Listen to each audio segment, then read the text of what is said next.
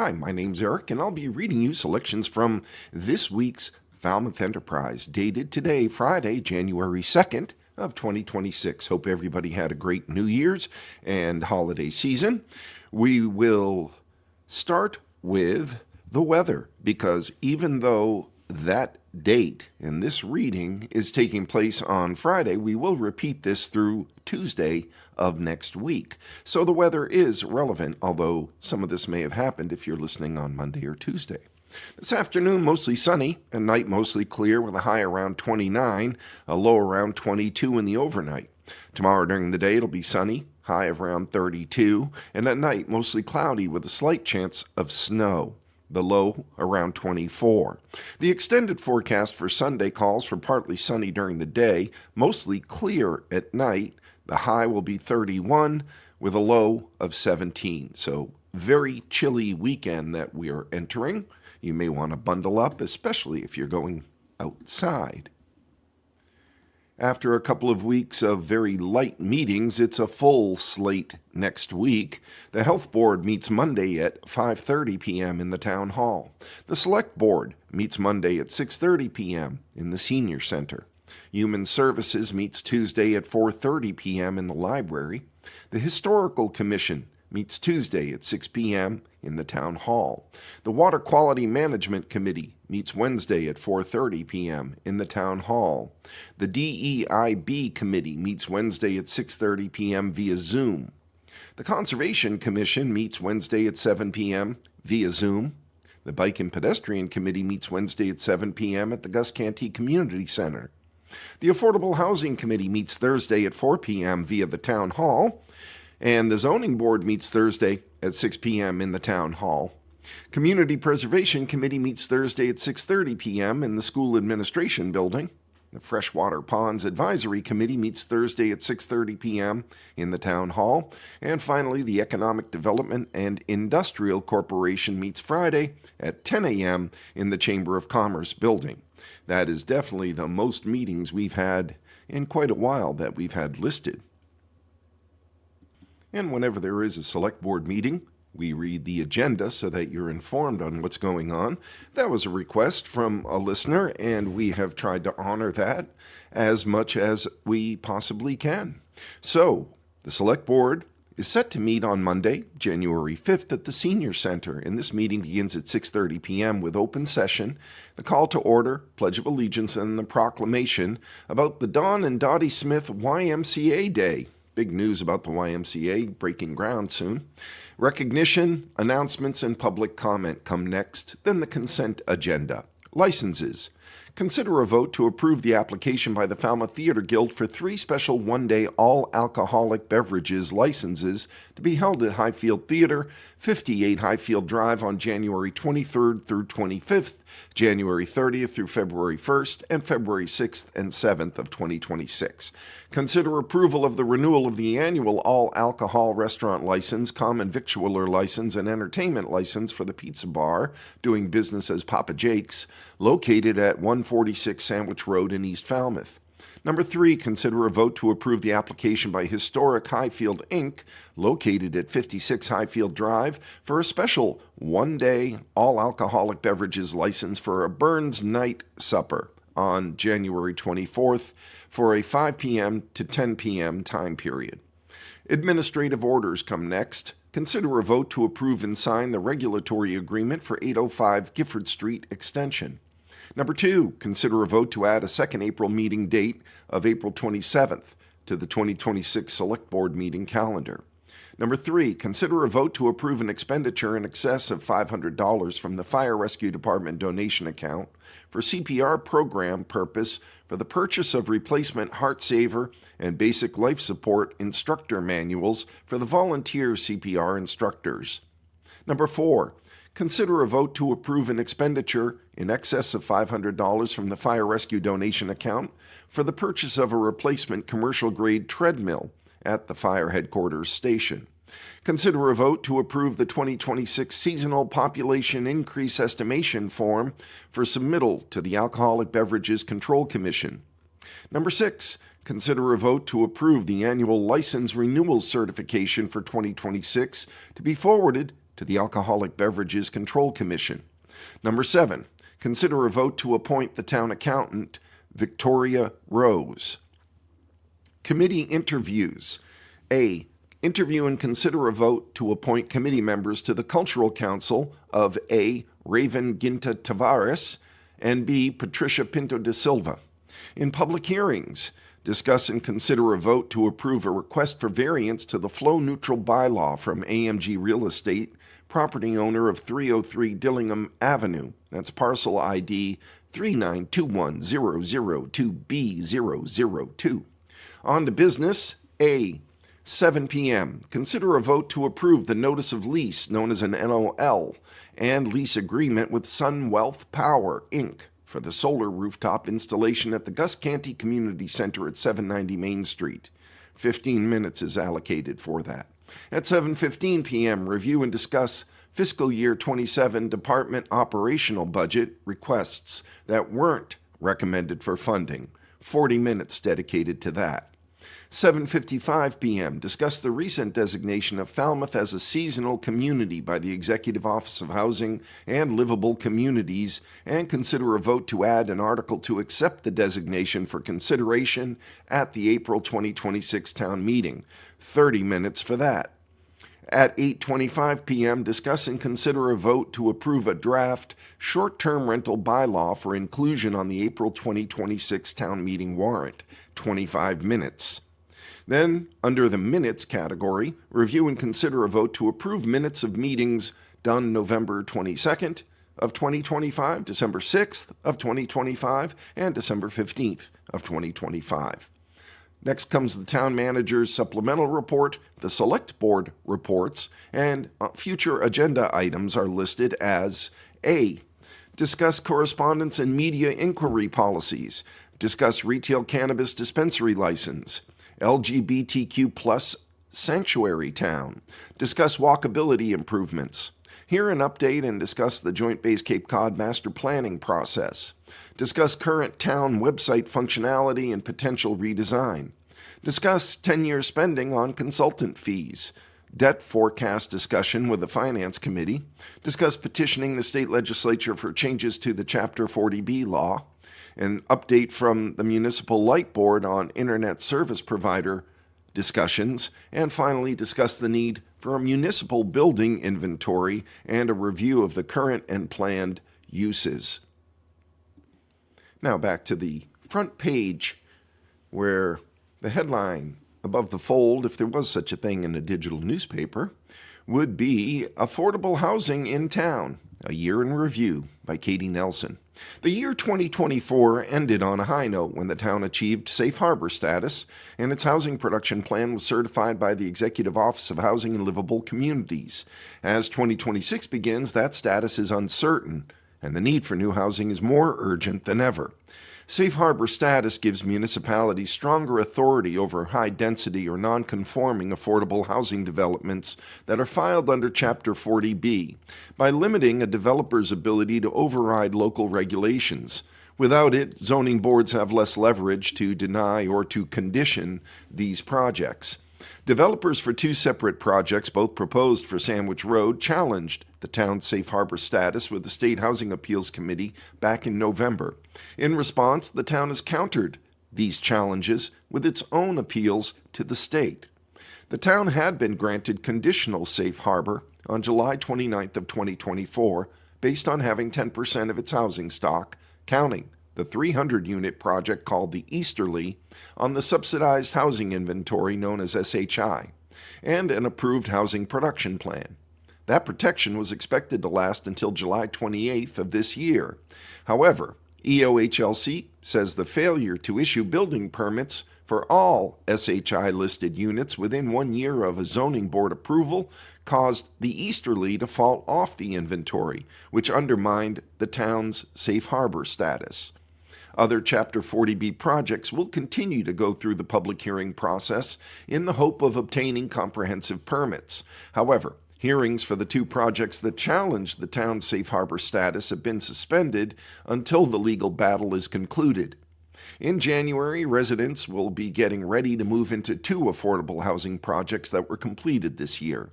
Housing lottery winners will be moving into Falmouth Housing Trust's Bigelow Road Landing, a 5-unit, 100% affordable, owner-occupied development with homes available at 80, 100, and 120% of the area median income.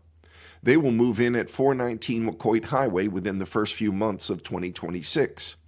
Liberty Green on East Main Street, a 104-unit apartment complex that includes 26 affordable units at 80% of the area median income, will also have residents moving in during the first few weeks of the new year. Progress continues to be made toward the redevelopment of Royal Nursing Home at 545 Main Street. The Select Board voted on September 29th to award $3.4 million in funding to Bushwood 545 LLC, which is represented by Michael B. Galasso, for the redevelopment. As currently proposed, the plan is to renovate the 54,000 square foot nursing home into 67 fully furnished, affordable workforce housing apartments. Of the 67, 34 units will be year-round rentals restricted to those who make between 50 and 80% of the area median income, known as the AMI. The remaining 33 would be available to seasonal or temporary employees who earn no more than 140% of the AMI. Proposed housing developments for 2026 includes projects in every village except Woods Hole, including 4 projects on Sandwich Road alone, which total approximately 396 housing units. Some of these projects were issued permits, others are still under review. A comprehensive permit was issued for a 100% affordable 10-rental unit development at 4 Sandwich Road on April 10th. The 40B development at 4 Sandwich Road was represented at the Zoning Board by attorney Robert Ament and developer and Dunkin' franchise owner Eric Eskinder. The property is on the Dunkin' Donuts lot near the school administration building in T-Ticket. The board approved the development by a narrow margin. Its vote was 3 in favor, 2 opposed. The 2 opposing votes were Mark Finneran and Chairwoman Suzanne Murphy, who cited traffic and density concerns as reasons for their opposition. Since being issued a comprehensive permit, Michael Galasso became the project's developer. All of the units will be affordable. Of the 10 total units, 2 would be restricted to 80% AMI, another 2 to 100% AMI, and the remaining 6 at 120% AMI. Monthly rents will be approximately $2,200 and $3,420.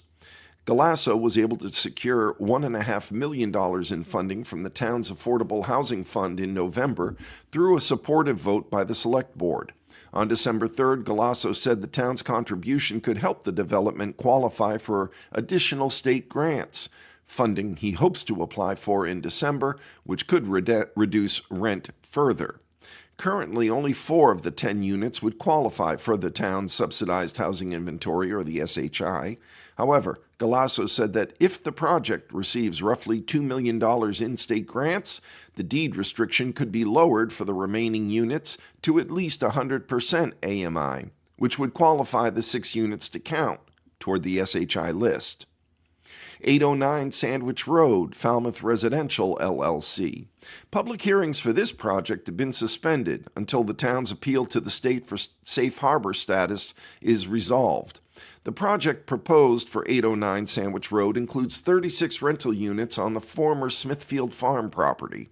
Acceptance as a local initiative program, an LIP, or Friendly 40B project, allowed developers to work with the state and the town to develop a project that fit the needs of the community. The developers met with the Housing Development Working Group in 2024 and adjusted their plans based on the working group's recommendations. The developer, Falmouth Residential, LLC, was represented at the Zoning Board on September 25th by Sean B. Skihill, who's also Senior Vice President and Director of Construction for Northland Residential. Northland Residential Corporation is listed as the buyer of the property in the purchase and sale agreement. Of the project's 36 rental units in its current design, 17 would be duplexes, 2 would be standalone buildings with 1 rental unit each. The units will be a mix of 18 two-bedroom and 18 three-bedroom apartments.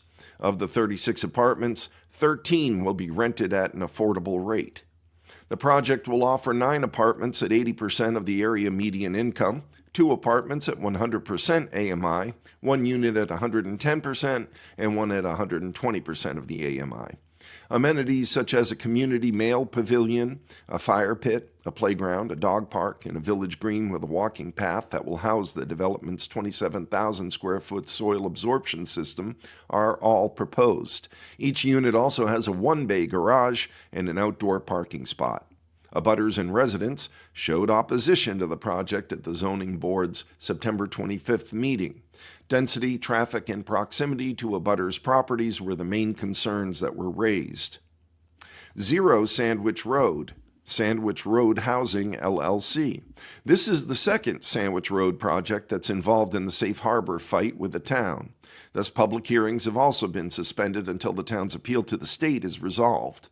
The first time the project at 0 Sandwich Road came before the Zoning Board on October 9th, design plans showed 50 age-restricted owner-occupied homes for residents 55 years or older, with 10 homes deed-restricted as affordable at 50% of the area median income. The homes were to be a mix of 2 and 3 bedrooms, with 70% of the affordable units being reserved for local preference. The affordable units were expected to range from $119,000 to $130,000. The 40 market-rate homes were projected to sell for $950,000 to $1 million. Since the town has appealed the challenge to its safe harbor status, project developer William Cumming of Sandwich Road, LLC, has said that the project will increase in size. In a meeting that was billed as a design discussion between abutters, developers, and architects on December 4th, Cumming announced the project would be scaled up to 60 homes to account for the significant costs and delays being imposed, as public hearings for the project were suspended. He added that he would prefer to stick with a 50-unit version if only litigation could be resolved before the end of the year. Cumming also asserted that it is not a matter of if the town loses safe harbor, but when, saying, "We're here for one reason only. The town needs more affordable housing." 375 Sandwich Road by Falmouth Southerly, LLC. The Easterly, a 300-unit Chapter 40B housing project proposed for 375 Sandwich Road, is expected to break ground this spring, after a period of mediation triggered with the developers. Falmouth Southerly, LLC, also known as Saxon Partners, appealed some of the Zoning Board of Appeals' 91 conditions issued with the comprehensive permit, and an agreement between the developers and the town was reached in April. Through the mediation process, a total of 14 conditions were amended. The final agreement and the modified comprehensive permit were filed with the town clerk's office on April 11th. Among the amended requirements were net zero nitrogen discharge, which the developers argued was impossible. In the end, Saxon agreed to design and construct an on-site wastewater treatment facility that will meet an annual average effluent concentration of 5 milligrams per liter of total nitrogen, which is still better than the 10 milligrams per liter Mass DEP requirement. The amendment goes on to say the developers will use their best operational efforts to achieve an even lower concentration, 3 milligrams per liter. The treatment facility will require a groundwater discharge permit from the Mass DEP, which project representative David Calhoun said is expected sometime this month. The system will be designed to manage a flow of 49,950 gallons per day. When Mass DEP has issued the groundwater discharge permit, Falmouth Southerly is required to provide the board with updated plans that include elevation, dimension, and siting details for the facility. On December 11th, Calhoun showed the zoning board what he called insubstantial design changes that shrink the buildings and could clear the way for construction to begin as early as June. New construction drawings presented to the board in December showed smaller buildings and a 10,000 square foot smaller footprint for the project overall.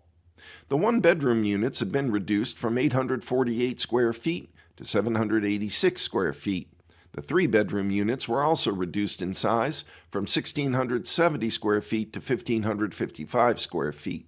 Calhoun said the two-bedroom units looked like they could use more room and were increased from 1,129 square feet to 1,248 square feet. Final construction drawings, which Calhoun said typically take 6 to 9 months to create, will be drawn after the groundwater discharge permit is in hand. Calhoun added that the developers hope to have 2 construction drawings completed in less than 6 months. He reiterated that he believes the project will break ground in June. Some site work might take place before that, Calhoun said. Next is 85 Brick Kiln Road by 85 Brick Kiln LLC. The Zoning Board of Appeals issued a conditional approval of a 40-unit development, including 9 duplexes and 2 larger buildings containing 22 studio apartments between them at 85 Brick Kiln Road on March 13th. Of the 40 units, a mix of 10 will be affordable. Property owner Daniel McClone's project has met with some resistance from abutters. The project is about a third of a mile away from the 300-unit development Saxon Partners is set to build. Concerns from abutters and the Zoning Board of Appeals include stormwater runoff into abutters' property, the density, traffic, and nitrogen discharge on the 1.5-acre site. The project came before the Zoning Board of Appeals again in December to apply for an insubstantial change to the project design. Mirione presented plans to install a bathroom in one of the garages. He said the garage space could be used as a meeting place for tenants to make maintenance requests or drop off rent. The bathroom, Mirione said, would be for workers on the site. He felt the change was insubstantial and could just be approved without another hearing. Well, the board disagreed and voted to reopen the hearing, and that hearing is set to continue on Thursday, January 15th. 0 Broken Bow Lane, Broken Bow Residences, LLC. Located off T-Ticket Highway, the proposed development at 0 Broken Bow Lane would consist of 16 units. Those units would be spread throughout 4 duplex buildings and 1 building containing 8 units. 4 affordable units are being proposed. Property owner William Curley has been working to develop the project since 2019. In 2024, the Zoning Board of Appeals saw the project's site plans, stormwater report, and referral letters. Main concerns for the project from abutters relate to nitrogen loading and storm runoff, damage to the road that's already in rough shape, and grading around easements and catch basins. The next time the project will come before the Zoning Board is January 9th. The conversation between the applicant and the board will continue. 805 Gifford Street Extension, and that's from Habitat for Humanity. On August 21st, the Zoning Board of Appeals voted unanimously to grant a comprehensive permit to Habitat for Humanity to build 4 homes next door to the organization's Restore on Gifford Street Extension. The project will include 3 Cape-style homes with 2 bathrooms and 1 ranch with 1 full bathroom and 1 half bath. All of the homes will have 3 bedrooms. The homes will be available at 60% of the area median income and sell for no higher than $194,500. The ranch will be for sale at 80% AMI and sold for no more than $261,900. Habitat for Humanity developers will install a denitrifying cluster septic system. Local preference will be the maximum allowed by the state. 2 of the 4 homes will house local families who either work in or have children who attend school in Falmouth. And 48 Benjamin Nye Lane is also Habitat for Humanity.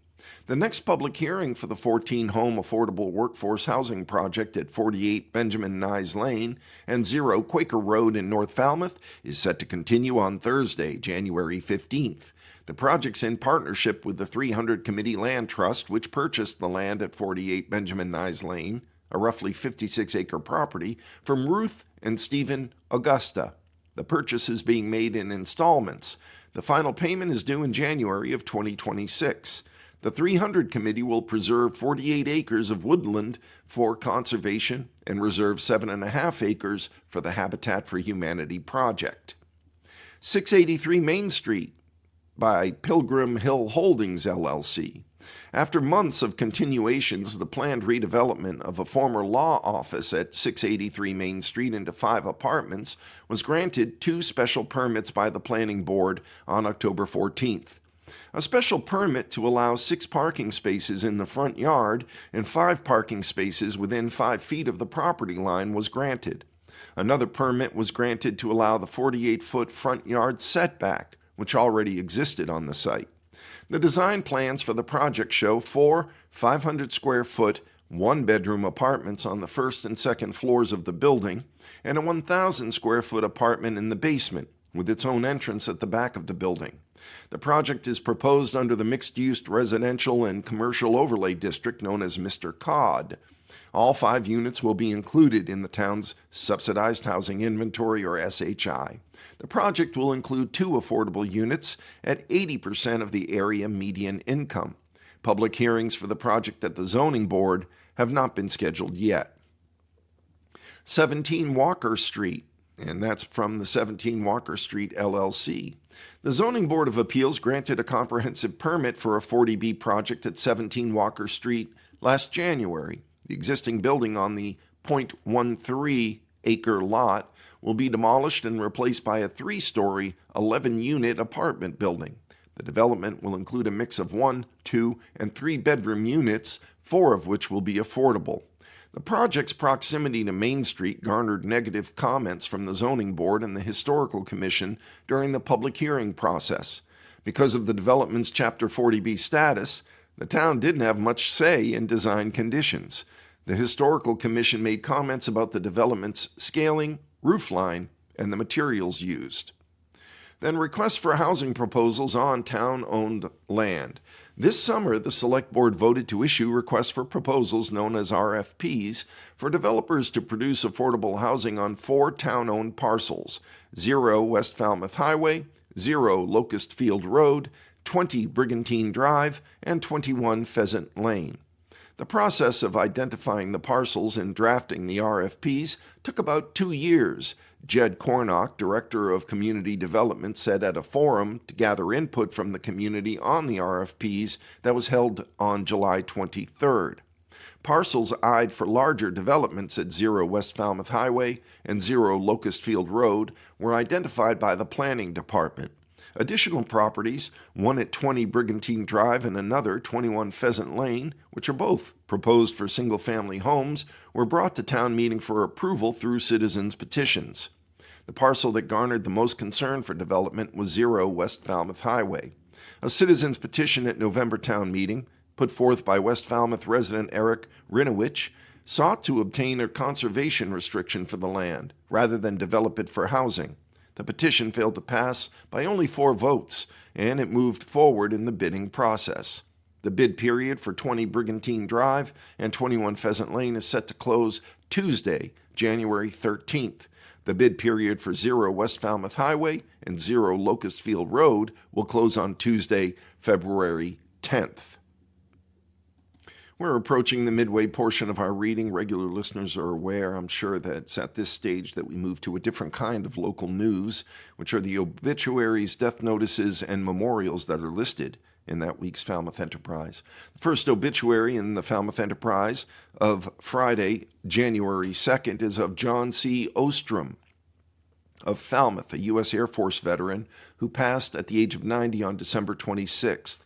Mr. Ostrom, thank you for your service. He was born in Hartford, Connecticut, attended Mount Hermon School for Boys in Gill, and graduated from Hobart College in Geneva, New York, with a regular commission in the U.S. Air Force. He served in the 405th Fighter Wing in Eastern Asia, was honorably discharged, and went to work for the New York Telephone Company. He was predeceased by his wife of 33 years, Dorothy Ostrom. A memorial service will be held in the spring at St. Barnabas's Episcopal Church in Falmouth. Details will be announced at a later date. The burial will be held at St. Barnabas's Memorial Garden in Falmouth. The next obituary is of Penny L. Bryan of Falmouth, who passed at the age of 82 on December 28th.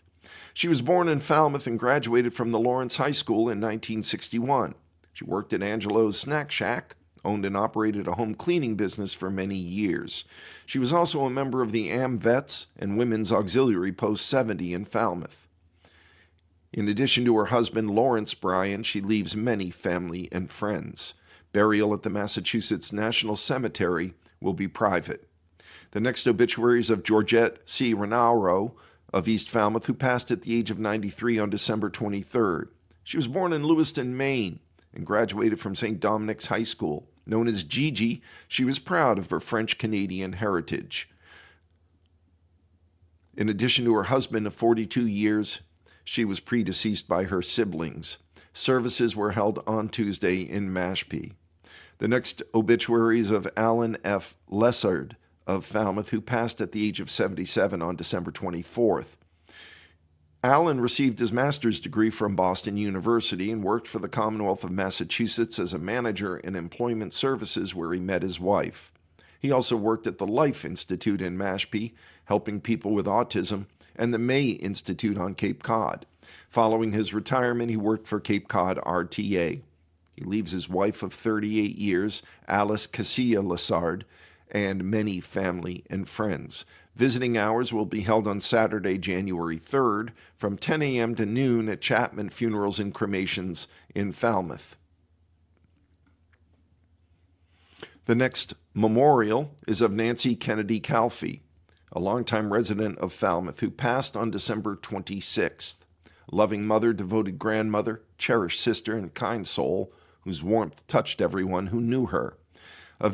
She is survived by her husband, Joe Calfee, and many family and friends. A visitation will be held at Chapman Funerals and Cremation, 475 Main Street on Sunday. That's this Sunday, January 4th, from 12 p.m. to 3 p.m., followed by a prayer service at 3 p.m. Private burial will be held at St. Joseph's Cemetery in Falmouth. The next memorial is of Charles Marshall Stacy of Falmouth, who passed on December 26th, just 2 days after celebrating his 90th birthday. He was married for 67 years and is survived by his beloved wife, Martha Stacy, and his 2 children and 3 grandchildren. Charlie lived vibrantly and brought joy to everyone he met. He was active with his friends in book club, men's breakfast club, and cardio group. The Stacy family wishes to thank the many excellent and kind caregivers encountered at Falmouth and Cape Cod hospitals, JML, and Beth Israel. Services and a celebration of life will be held in the spring and announced at a later date. In lieu of flowers, please consider a donation to the Heritage Museums and Gardens, the Falmouth Service Center, the MSPCA, or the Bourne Conservation Trust.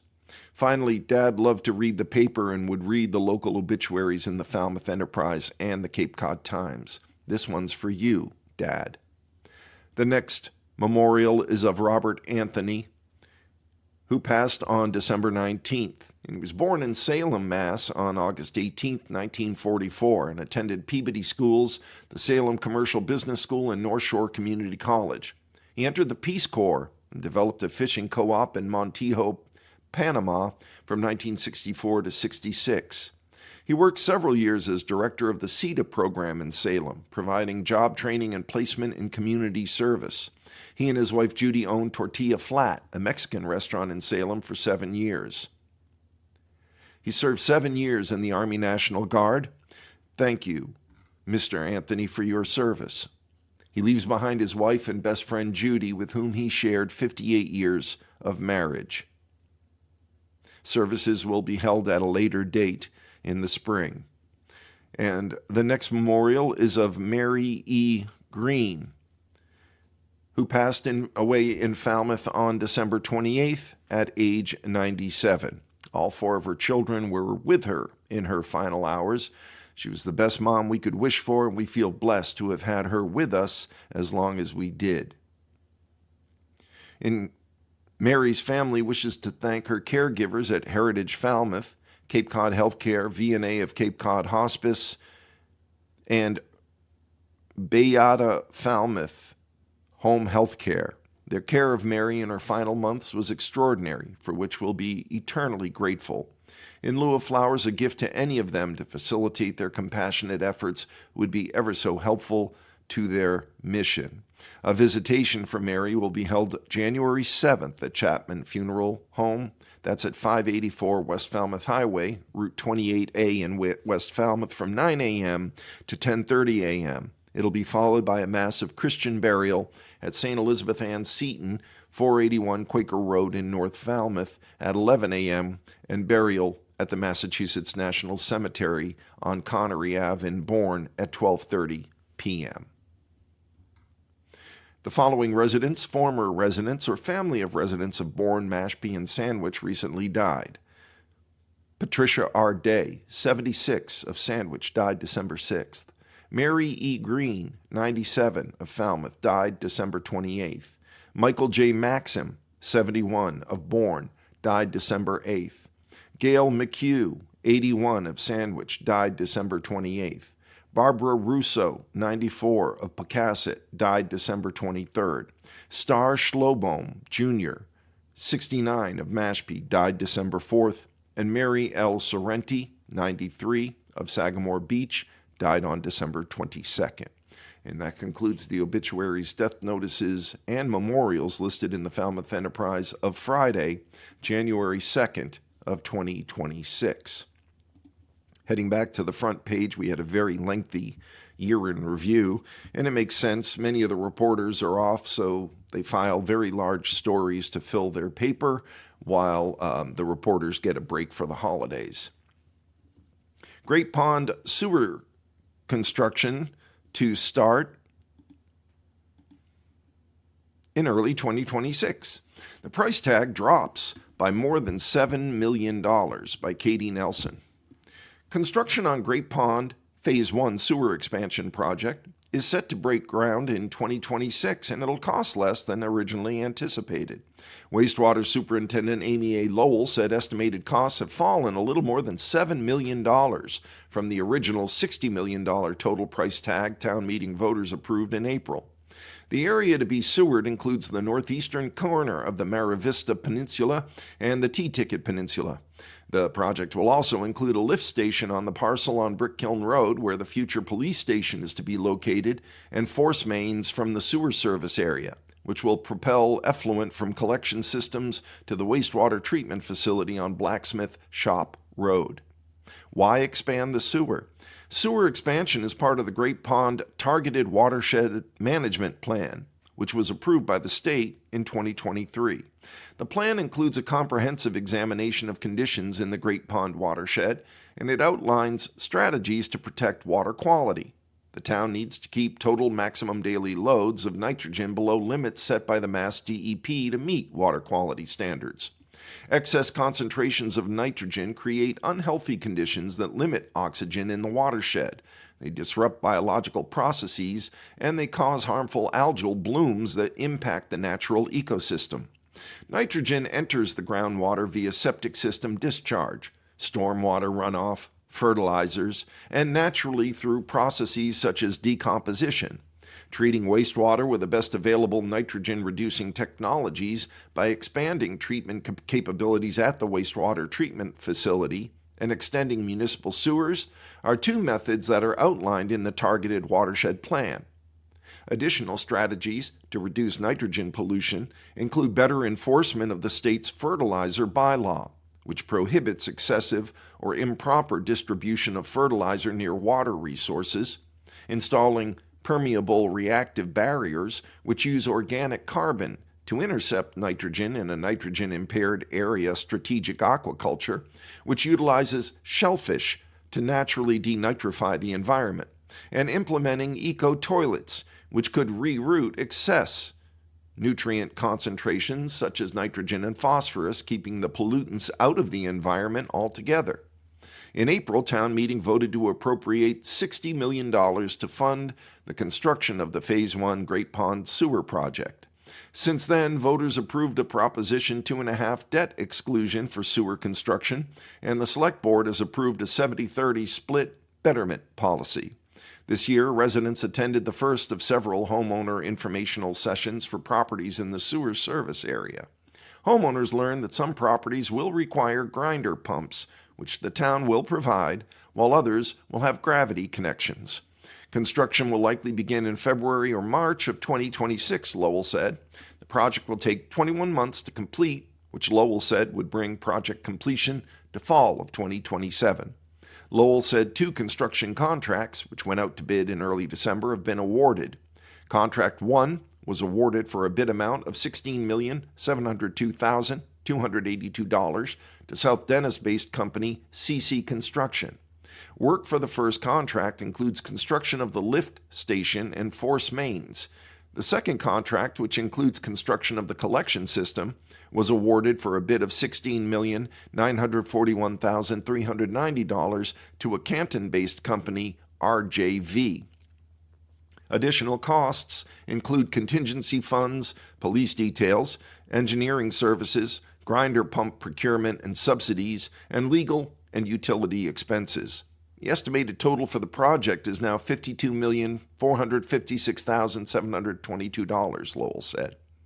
The final count of sewer equivalent units, those are SEUs, is still being determined by the town assessor's office, Lowell said. SEUs are critical in calculating betterment assessments. Betterments are assessed by calculating how many SEUs a property accounts for based on water use. For example, a large restaurant with seating for 100 people would equate to more SEUs than a single-family home would. Homeowners in the sewer service area will be able to attend additional informational sessions, Lowell said. A date for the next session hasn't been decided yet, but Lowell said it will take place in early 2026. We will provide advance notice of the next public information meeting via the Notify Me app and via the town website, she said. The next headline in the Falmouth Enterprise this week: Cape Cod Hospital gets an A, Falmouth gets a C in latest patient safety grades, by Lynn Hutchinson.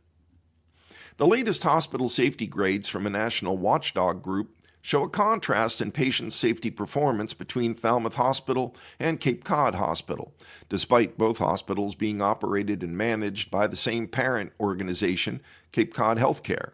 Overall, Cape Cod Hospital received an A grade. Falmouth Hospital, on the other hand, received a C. Of the 54 hospitals evaluated statewide, 17 earned an A grade, including 6 that received straight A, a designation for hospitals that have received an A for 2 consecutive years. 16 hospitals received a B grade, another 16 received a C grade, and 4 received a D. The grades were issued by the Leapfrog Group, a national nonprofit organization that releases hospital safety grades twice a year to help patients compare hospitals using standardized safety data. For more than 20 years, the group has evaluated hospitals across the country on 32 measures of patient safety. The group uses these performance measures to assign a single-letter grade to each hospital, which represents the hospital's overall performance in keeping patients safe from preventable harm and medical errors. Falmouth Hospital's C grade represents a decline from its previous performance after earning B grades in both spring of 2025 and fall of 2024. Cape Cod Hospital's A grade is an improvement from spring of 2025 when it received a B. The reaction from Cape Cod Healthcare: Chief Medical Officer for Cape Cod Hospital and Cape Cod Healthcare, William Agel, MD, MPH, wrote to the Enterprise that the scores for both hospitals reflect a high level of safety across the Cape Cod healthcare system. Obviously, we're happy to see Cape Cod Hospital receive a top score, Agel continued, but it's important to remember that the score at Falmouth Hospital is comparable to most other similarly sized hospitals in the U.S., which is quite good. Much of the variation we see between our hospitals is due to the smaller sample size at Falmouth, which magnifies minor discrepancies from reporting period to reporting period, he said. These represent more of a statistical anomaly than a real difference in care. We continuously work to provide our community with the highest level of care. Leapfrog evaluates hospitals using performance designations ranging from limited achievement, the lowest rating, to some achievement, considerable achievement, and achieved the standard, which is the highest level. In the area of patients' rights and ethics, both hospitals received similar evaluations. Leapfrog reported that Falmouth Hospital and Cape Cod Hospital met standards for responding to serious safety incidents known as never events, and demonstrated strong policies related to informed consent and billing ethics. Cape Cod Hospital outperformed Falmouth Hospital in nursing and bedside care, as well as in the percentage of registered nurses holding bachelor's degrees in nursing. Falmouth Hospital, however, reported a higher overall percentage of nursing staff who were registered nurses. Both hospitals received similar evaluations for hand hygiene practices, with neither fully meeting Leapfrog's highest standard for monitoring compliance, receiving a designation of some achievement and worse than average compared to other hospitals. Medication safety was an area of strength for both hospitals.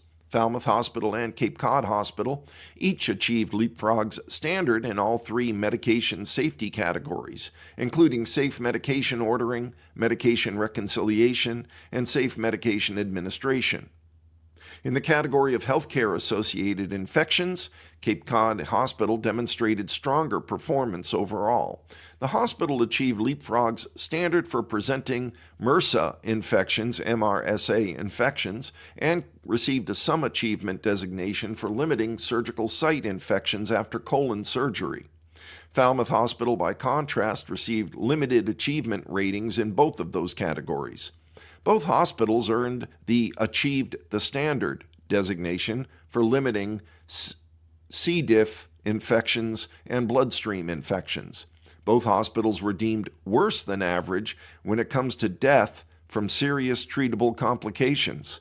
Falmouth Hospital, however, was better scored when it came to limiting collapsed lungs.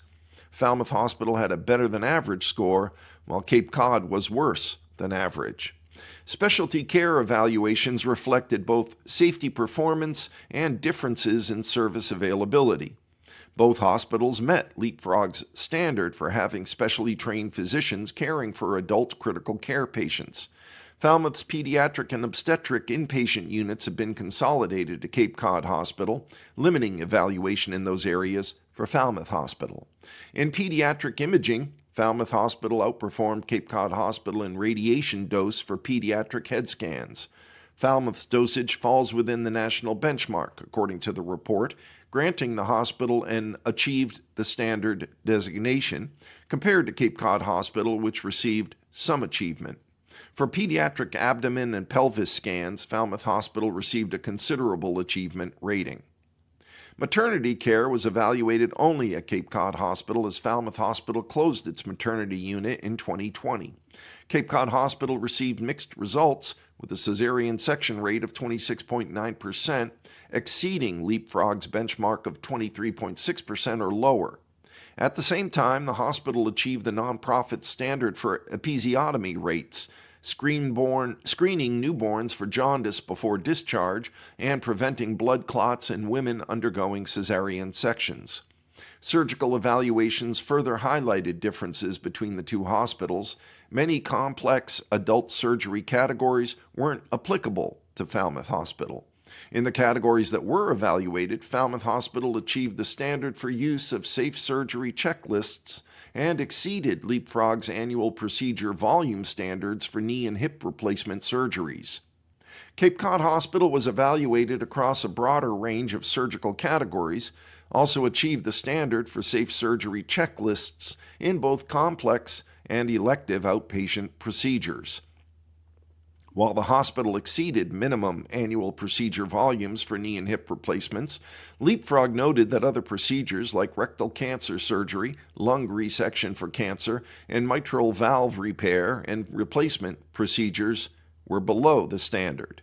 This shortfall led to a finding that the hospital does not ensure that each surgeon meets or exceeds Leapfrog's minimum surgeon volume standard for privileging surgeons. The process of granting approval for an individual to perform specific procedures based on their documented competence. Both hospitals performed well in elective outpatient surgery care.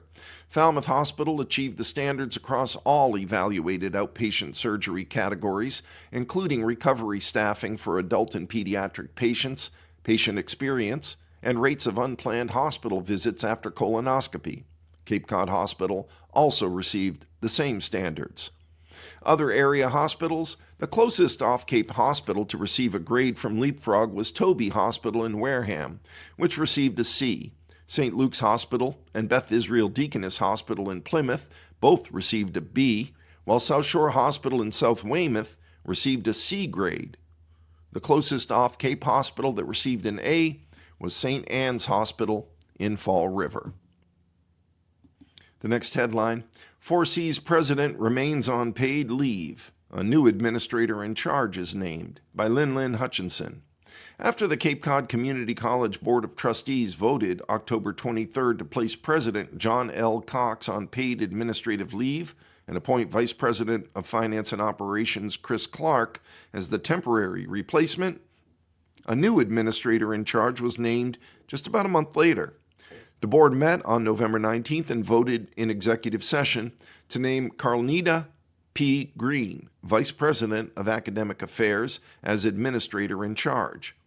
The change in leadership allows for Vice President Clark to return to his regular duties and allow other members of the college's senior leadership to share responsibility during this time. Director of Strategic Communications and Marketing, Patrick Stone, wrote in an email to the Enterprise. It's been more than 2 months since Cox was placed on paid administrative leave, and the reasoning behind the decision remains unclear. Cox began his tenure as president of the community college in 2012. The Enterprise reached out for an update on the status of Cox's administrative leave and the reason and/or incident that led to the board's decision, but no additional information was provided. The Board of Trustees is committed to keeping the college and the community informed through transparent communications whenever possible, the conclusion of Stone's email read. As this is part of an ongoing personnel matter, however, the board and the college have no further comment at this time. The next headline, Falmouth still awaiting permits for Bournes Pond Inlet widening and bridge replacement, by Katie Nelson. Work to widen the Bournes Pond Inlet and replace the bridge was expected to be completed already, but delays in permitting from the Mass DOT have held up the project. The project was expected to begin in fall of 2024 and be completed by this winter. Water Quality Management Committee Chairman Stephen Rafferty has explained the purpose of the project at several meetings of the committee over the past 2 years. Rafferty has said widening the inlet will increase tidal flushing of Bournes Pond, which is polluted by high nitrogen concentrations. Bournes Pond empties into Vineyard Sound, which has a higher volume, much lower nitrogen concentrations than the pond, and a faster tidal flow. Increasing tidal exchange between the two water bodies would reduce the nitrogen concentration in the pond, he said, adding that Vineyard Sound is so large that the increased nitrogen inputs wouldn't significantly increase nitrogen concentration in the sound. The project was approved by voters at the April 2014 town meeting. Allocation of funds fell under the Comprehensive Wastewater Management Plan, which also included the Little Pond Sewer Service Area, wastewater treatment plant improvements, and the Woods Hole Infiltration Inflow Project. Nearly $50 million was appropriated to cover all improvements. The project will also involve replacing the bridge, which was constructed in 1986.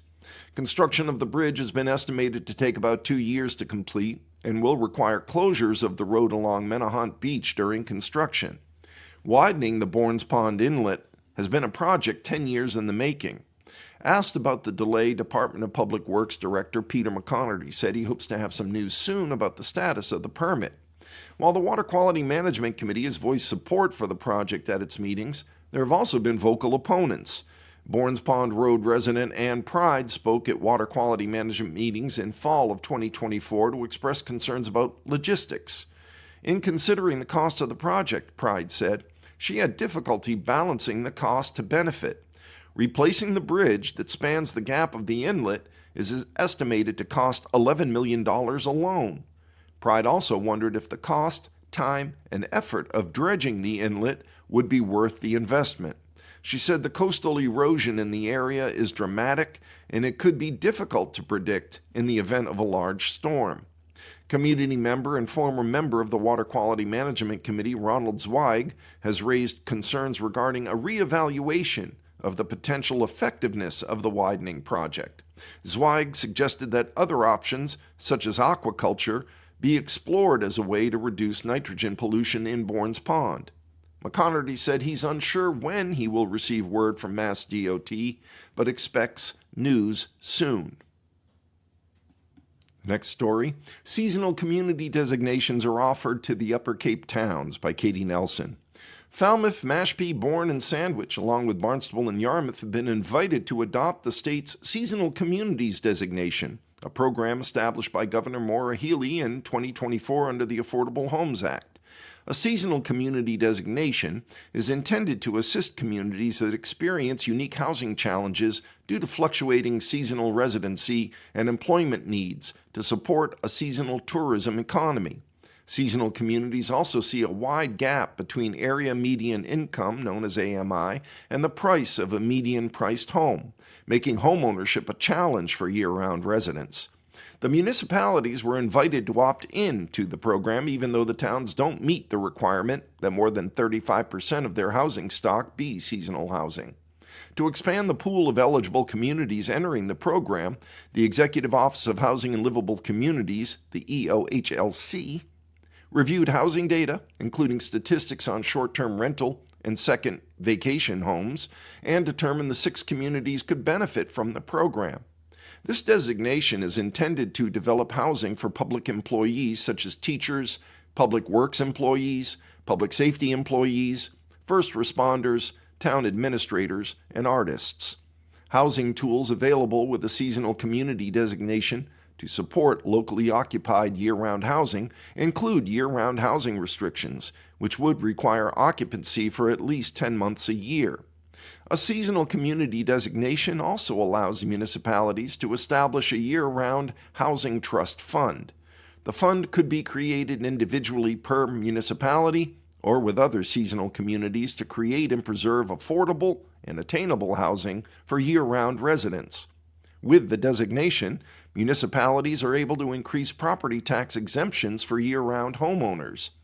Municipalities with seasonal community destinations are required to adopt bylaws and zoning changes that would permit undersized lots to be developed for year-round housing wherever single-family residences are allowed. A bylaw permitting tiny homes, which are 400 square feet at a maximum, excluding a loft space.